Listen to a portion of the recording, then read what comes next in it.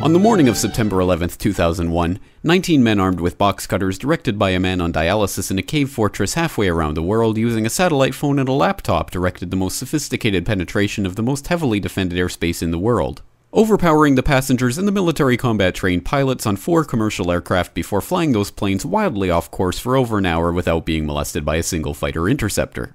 These 19 hijackers, devout religious fundamentalists who like to drink alcohol, snort cocaine, and live with pink-haired strippers, managed to knock down 3 buildings with 2 planes in New York, while in Washington a pilot who couldn't handle a single-engine Cessna was able to fly a 757 in an 8,000-foot descending 270-degree corkscrew turn to come exactly level with the ground, hitting the Pentagon in the budget analyst office where DoD staffers were working on the mystery of the $2.3 trillion that Defense Secretary Donald Rumsfeld had announced missing from the Pentagon's coffers in a press conference the day before, on September 10th, 2001. Luckily, the news anchors knew who did it within minutes. Osama bin Laden. The pundits knew within hours. Osama bin Laden. The administration knew within the day. Terrorists who committed these acts and those who harbor them. And the evidence literally fell into the FBI's lap. That a hijacker's passport was found blocks from the World Trade Center crash site, if you can believe that. But for some reason, a bunch of crazy conspiracy theorists demanded an investigation into the greatest attack on American soil in history.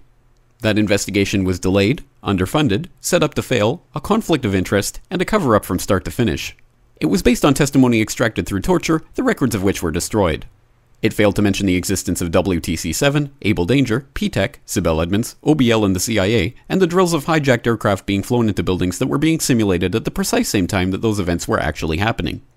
It was lied to by the Pentagon, the CIA, the Bush administration, and as for Bush and Cheney, well, no one knows what they told it because they testified in secret, off the record, not under oath, and behind closed doors. It didn't bother to look at who funded the attacks because that question is ultimately of little practical significance. Still, the 9/11 Commission did brilliantly answering all of the questions the public had, except most of the victims' family members' questions, and pinned blame on all the people responsible, although no one so much as lost their job, determining the attacks were failure of imagination. Because nobody in our government, at least, and I don't think the prior government that could envision flying airplanes into buildings. Except the Pentagon, FEMA, NORAD, and the NRO. The DIA destroyed 2.5 terabytes of data on Able Danger, but that's okay because it probably wasn't important. The SEC destroyed their records on the investigation into the insider trading before the attacks, but that's okay because destroying the records of the largest investigation in SEC history is just part of routine record keeping. NIST has classified the data that they used for their model of WTC-7's collapse, but that's okay because knowing how they made their model of the collapse would jeopardize public safety. The FBI has argued that all material related to their investigation of 9/11 should be kept secret from the public, but that's okay because the FBI probably has nothing to hide. This man never existed, nor is anything he had to say worthy of your attention, and if you say otherwise, you are a paranoid conspiracy theorist and deserve to be shunned by all of humanity. Likewise him, and her, and her, and her, and him. Osama bin Laden lived in a cave fortress in the hills of Afghanistan, but somehow got away. Then he was hiding out in Tora Bora, but somehow got away.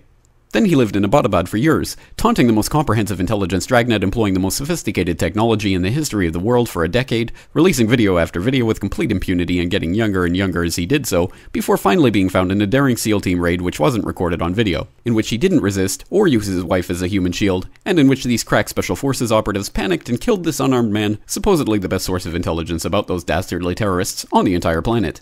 Then they dumped his body in the ocean before telling anyone about it. Then a couple dozen of that team's members died in a helicopter crash in Afghanistan.